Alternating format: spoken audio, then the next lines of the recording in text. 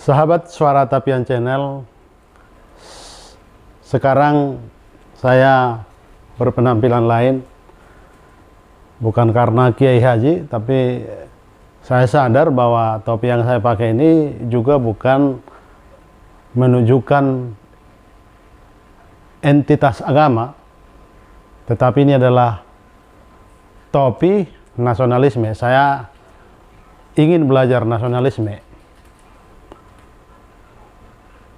Nyatanya kita tidak boleh menafikan bangsa kita ini besar, negara kita ini besar, karena kita memang terdiri dari berbagai suku, berbagai agama.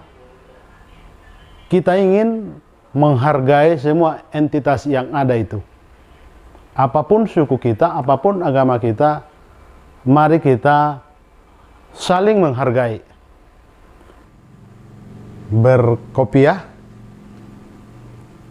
mungkin ada yang bertanya, ini apakah menunjukkan entitas agama? Saya kira tidak, karena yang kami pahami bahwa kopiah itu adalah topi nasionalisme.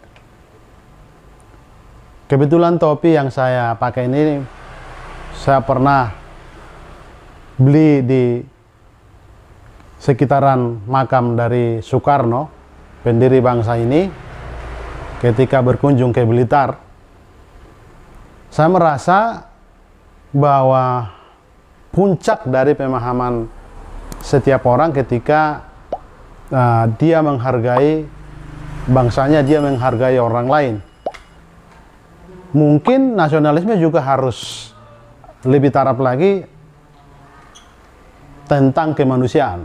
Tapi kali ini saya ingin menyampaikan nasionalisme terkait bagi masing-masing kita. Saya memahami, saya membaca beberapa tokoh, salah satu Gus Dur, orang yang sejak awal sebelum presiden juga dia sudah menunjukkan nasionalisme. Dia tidak pernah tersekat oleh entitas agama, entitas suku, tetapi dia berdiri sebagai seorang tokoh atau sosok yang selalu menunjukkan kebaharuan diri bahwa orang lain memang berbeda dengan dia, tetapi dia kasih ruang juga untuk perbedaan itu.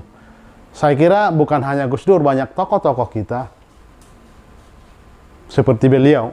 Tetapi sebagai orang Batak, seorang Kristiani, saya ingin juga belajar dari mereka. Saya belum purna memahami tentang nasionalisme, tetapi saya kira nasionalisme ketika kita juga tidak terganggu kehadiran orang lain atau lingkungan kita itu pasti ada perbedaan, tetapi di perbedaan itu kita mampu hidup rukun dan tidak merasa terganggu dengan orang lain. Saya masukkan begini, saya merasa banyak pendapat-pendapat perantau orang Batak, misalnya yang mereka keluhkan bahwa di sekitaran kawasan Danau Toba itu sudah banyak berusaha atau tinggal orang-orang di luar Batak, apalagi dihubungkan dengan agama. Saya kira, maaf, ini hanya pendapat pribadi, tidak sepenuhnya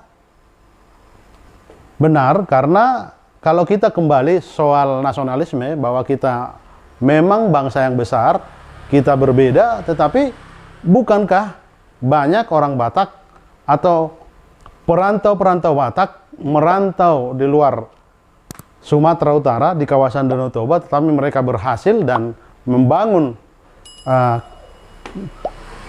kehidupan mereka di luar Sumatera Utara. Apa salahnya juga misalnya kalau saudara-saudara kita di luar Batak datang juga mencari rezeki atau berusaha di sekitaran Danau Toba? Saya kira tentu ini juga menjadi satu hal yang menarik memang dibahas.